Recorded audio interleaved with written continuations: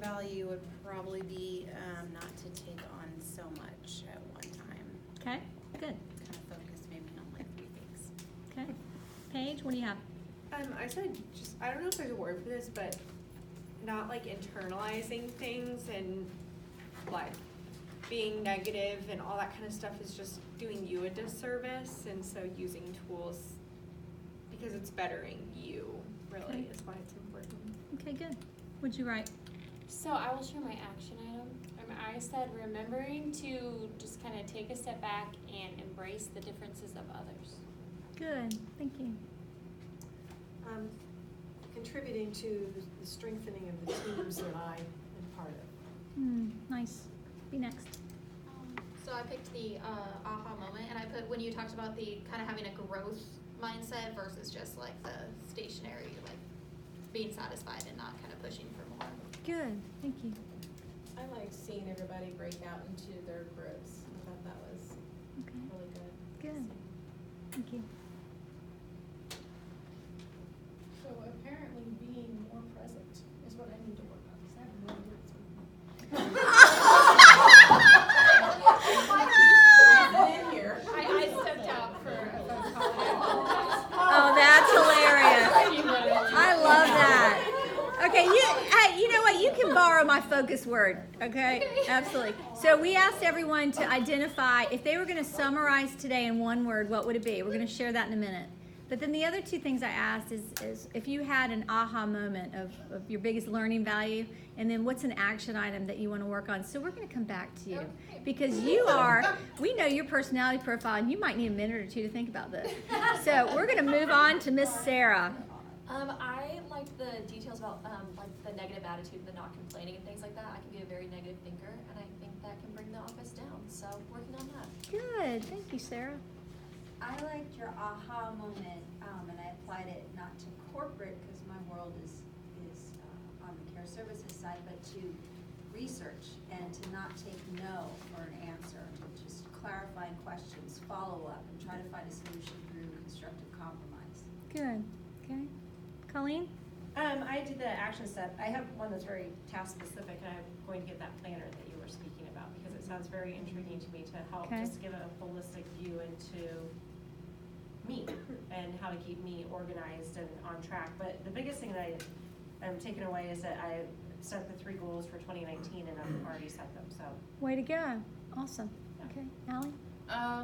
The aha moment, I think it was really cool seeing everyone split up like in the communication groups, and it was cool kind of seeing like personalities and like kind of going further like in the future of being able to tell what each person's in. Sure.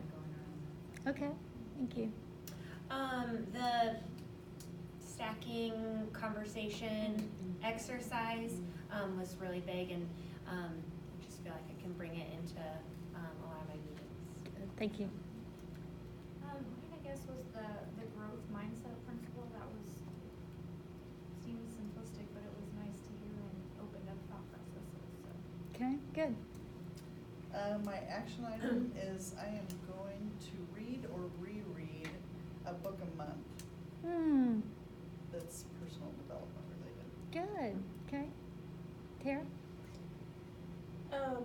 So I was kind of with Sherry and Allie on just finding it interesting to see where people put themselves on the communication profiles. Okay. Thank you. Kayla?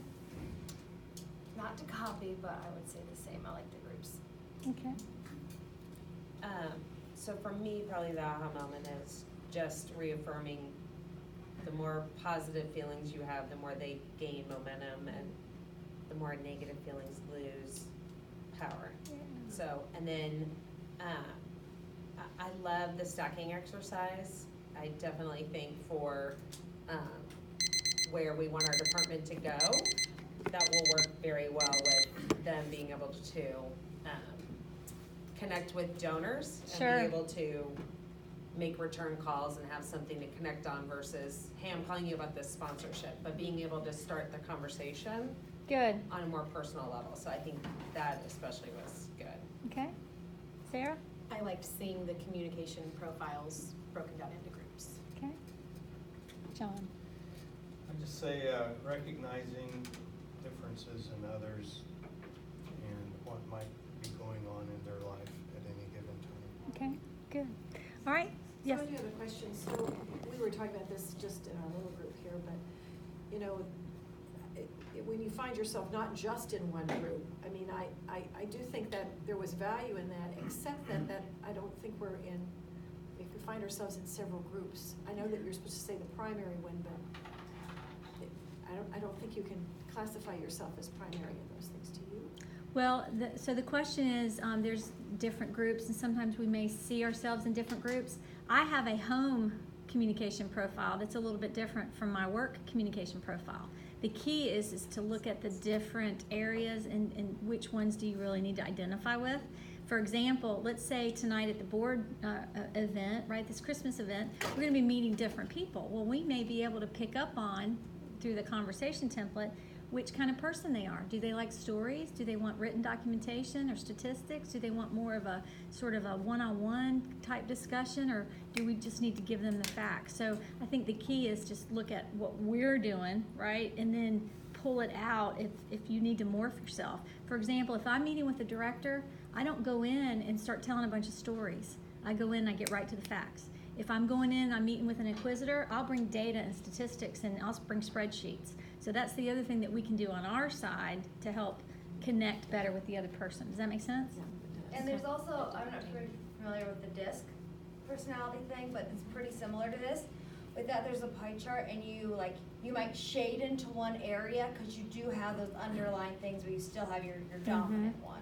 Absolutely. And do you have something that you want to share? Yeah, absolutely. Now I know what's going on. So the Oreo coaching thing, I was divorced, and one of the things that I learned was a better communication style, which is I versus you statements. Sure. And pairing that with it is going to make me more successful in how I deliver my message. The I statement is powerful in and of itself, but adding that degree of being positive and relating to that person, and then being purposeful in what you want out of that change you want to see is huge. Good. It doesn't leave a person wondering and left to make assumptions.